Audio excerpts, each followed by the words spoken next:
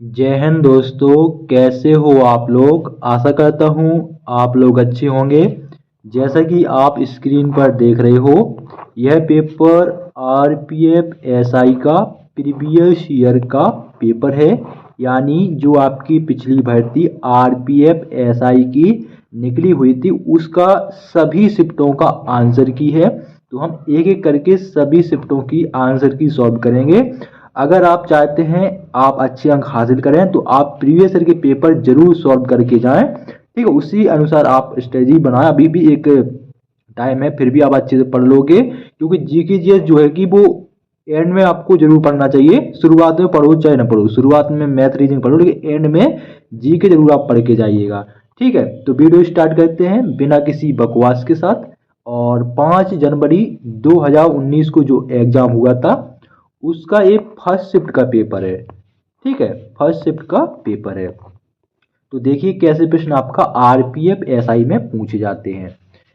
ठीक है, पहला प्रश्न ये रहा। उद्योग आधार मेमोरेंडम योजना का मुख्य उद्देश्य डैश है। क्या है मुख्य उद्देश्य इसका? व्यवसाय करने में आसानी को बढ़ावा देना। ऑप्शन सी आपका बिल्कुल सही हो जाएगा। ठीक है, तो ज्यादा वैसे नहीं बताऊंगा, लेकिन हाँ आपका कोई ज्यादा प्रश्न है, वीडियो उतना ज्यादा भी लंबा हो जाएगा, इसलिए आपको प्रश्न आपको बताता जाता हूं। अगला प्रश्न है आपका, ट्रांस साइबेरियाई रेलवे सेंट पीटर्सबर्ग को डैश से जोड़ता है। किससे जोड़ता है? तो यह आपका व्लादी वोस्तोक से जोड़ता है। किससे जोड़ता है? व्लादी वोस्तोक से जोड़ता है। अगला प्रश्न देखिए। अगला प्रश्न है आपका, महमूद बेगदा किस क्षेत्रीय साम्राज्य के प्रसिद्ध सुल्तान थे? तो जो आपके महमूद बेगदा हैं ये आपका गुजरात क्षेत्र के प्रसिद्ध सुल्तान थे। Option C is right answer. ठीक है, अगला प्रश्न देखिए। अगला है ऑप्शन अगला क्वेश्चन नंबर 4। वस्तु एवं सेवा कर, जिसे हम जीएसटी बोलते हैं, के संबंध में कौन सा कथन सही नहीं है? तो ये आपके कथन है, इनमें कौन सा सही नहीं है? तो आपका ऑप्शन बी, विशेष महत्व के घोषित सामान की अवधारणा समाप्त कर दी गई, ये आपका सही नहीं है, गलत लिखा हुआ है। तो ये आपका ऑप्शन बी सही हो जाएगा। ठीक है, अगला प्रश्न देखिए। अगला प्रश्न है आपका साइंस से। गतिज श्यानता की इकाई क्या है? तो गतिज श्यानता की इकाई होती है, क्या होती है? वाइज होती है। क्या होती है? वाइज। अगला प्रश्न देखिए। निम्नलिखित महाद्वीपों में से कौन सा द डार्क महाद्वीप नाम से भी जाना जाता है? तो द डार्क महाद्वीप को अफ्रीका कहते हैं। अफ्रीका को ही द डार्क महाद्वीप कहा जाता है। Option B is right answer हो जाएगा। ठीक है, पहाड़ियों की निचली सतह और घाटियों की रेती में मिट्टी के रूप में जमा खनिज क्या कहलाते हैं? तो इन खनिजों को प्लेसर डिपॉजिट कहते हैं। क्या कहते हैं? प्लेसर डिपॉजिट। तो आप देख सकते हो कैसे प्रश्न आपके एग्जाम में पूछे गए थे आरपीएफ के। ठीक है, ग्रीनलैंड निम्नलिखित में से किस महाद्वीप के अंतर्गत आता है? तो ग्रीनलैंड जो है वो आपका उत्तरी अमेरिका के अंतर्गत आता है। ऑप्शन ए आपका राइट आंसर हो जाएगा। अगला प्रश्न है, आधुनिक ओलंपिक खेल कितने दिनों के लिए आयोजित किए जाते हैं? तो आधुनिक ओलंपिक खेल 16 दिन के लिए आयोजित किए जाते हैं। ऑप्शन ए राइट आंसर हो जाएगा।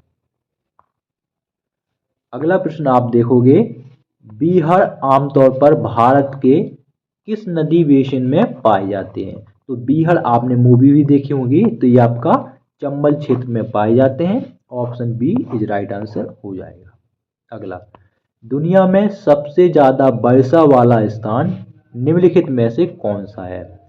तो सबसे ज्यादा जो वर्षा होती है वो होती है आपकी मौसिन राम में। कहाँ होती है? मौसिन राम में। ऑप्शन डी आपका बिल्कुल सही हो जाएगा। अगला प्रश्न, केंद्र और राज्य के संबंधों के निर्धारण के लिए बनाए गए प्रथम 3 सदस्यीय आयोग की अध्यक्षता किसने की? तो इसकी जो अध्यक्षता है वो आर एस सरकारिया ने की थी। किसने की? आर एस सरकारिया ने। अगला प्रश्न है आपका, रिले शब्द डैश से संबंधित है, तो रिले शब्द आपका रनिंग से संबंधित है। अगला प्रश्न, वर्तमान में भारतीय संविधान में कितनी भाषाएं स्वीकृत हैं, तो 22 भाषाएं जो हैं वो आपकी स्वीकृत हैं। ठीक है। अगला, निम्नलिखित में से कौन सा राज्य हर साल हॉर्नबिल त्योहार मनाता है, हॉर्नबिल त्योहार मनाता है, तो वो है आपका नागालैंड, 1 दिसंबर को मनाता है। अगला प्रश्न है पॉलिटी से, किस अनुच्छेद में वित्त आयोग को अर्ध न्यायिक निकाय के रूप में स्थापित करने का प्रावधान है, तो अनुच्छेद 280 में। किसमें? अनुच्छेद 280 में। नीति आयोग के अध्यक्ष कौन है, तो नीति आयोग के जो अध्यक्ष हैं वो प्रधानमंत्री हैं। कौन है?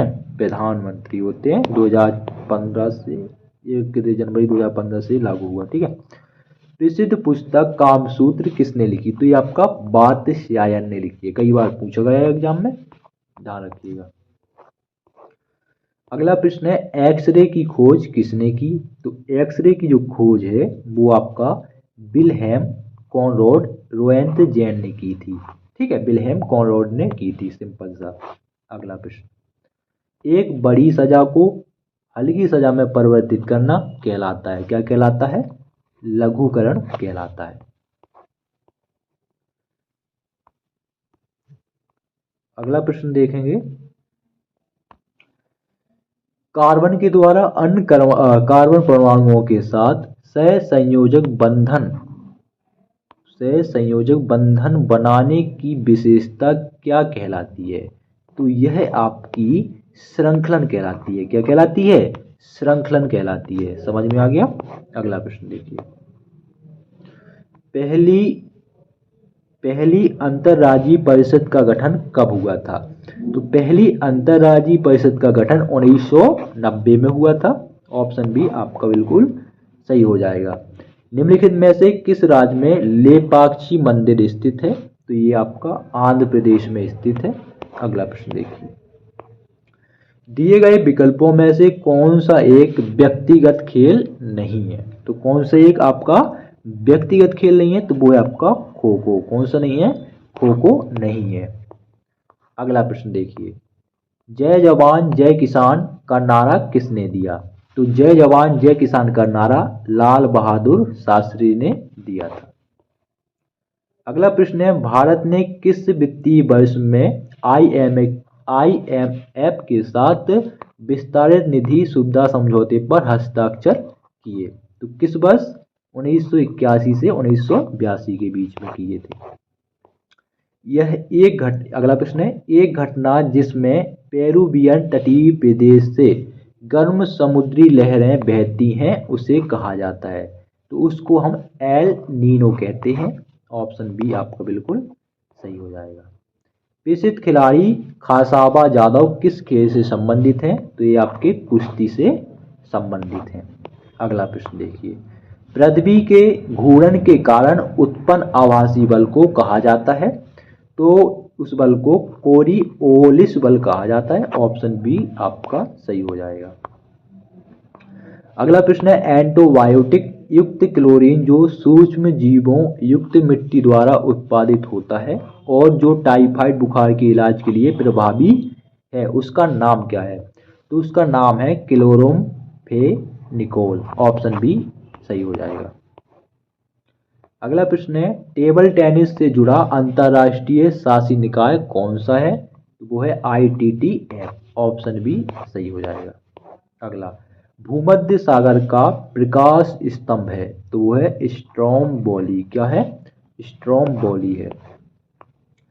अधिग्रहण और नागरिकता को समाप्त करने के संबंध में कोई भी प्रावधान बनाने की शक्ति किसके पास है, तो वो है आपका संसद के पास। संसद में ही आपके कानून बनते हैं। अगला, प्रशासनिक सुधार आयोग की प्रारंभ में अध्यक्षता किसने की, तो मोरारजी देसाई ने की थी। किसने? मोरारजी देसाई ने। जीवों की वह घटना क्या है जिसमें मादा जननकोष गर्भाधान के बिना नए जीव बनाने के लिए विकसित होता है, तो उसको हम कहते हैं पार्थिनोजेनेसिस। ऑप्शन बी आपका सही हो जाएगा। अगला प्रश्न, सीधी रेखा के सापेक्ष वस्तुओं की गति को क्या कहा जाता है? तो इसको सीधी रेखीय गति कहा जाता है। ऑप्शन डी आपका सही हो जाएगा। अगला प्रश्न है, राष्ट्रीय विकास परिषद के अध्यक्ष कौन है? तो वो होते हैं आपके प्रधानमंत्री। अगला प्रश्न, हड़प्पा सभ्यता के कस्बों को डैश पैटर्न में रखा गया था? तो रेक्टेंगुलर ग्रिड, कैसा रेक्टेंगुलर ग्रिड पैटर्न में रखा गया। ऑप्शन बी आपका सही हो जाएगा। अगला प्रश्न है, नीति आयोग के अनुसार भारत सरकार ने कब तक किसानों की आय को दुगना करने की योजना बनाई थी? तो 2022 में तक। कब तक? 2022 तक। ताप के स्थानांतरण को किस उपकरण से नापा जाता है? ताप के स्थानांतरण को किस उपकरण से मापा जाता है? तो कैलोरीमीटर से नापा जाता है। किससे?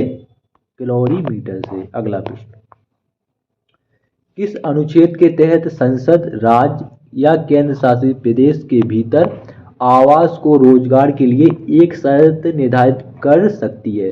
तो अनुच्छेद 16 के अंतर्गत। ऑप्शन डी आपका सही हो जाएगा। महायान शब्द किस धर्म से संबंधित है? तो ये आपका बौद्ध धर्म से संबंधित है। अगला प्रश्न, मधुमक्खी के छत्ते के रखरखाव को किस नाम से जाना जाता है? तो एपीकल्चर के नाम से जाना जाता है। अगला प्रश्न है, लोथल का प्राचीन हड़प्पा शहर किस राज्य में स्थित है? तो ये आपका गुजरात में स्थित है। ठीक है। अगला, हिंडोला महल और जहाज महल किस क्षेत्रीय वास्तुकला शैली से संबंधित है? तो यह आपका मांडू क्षेत्र से संबंधित है। ऑप्शन ए आपका सही हो जाएगा।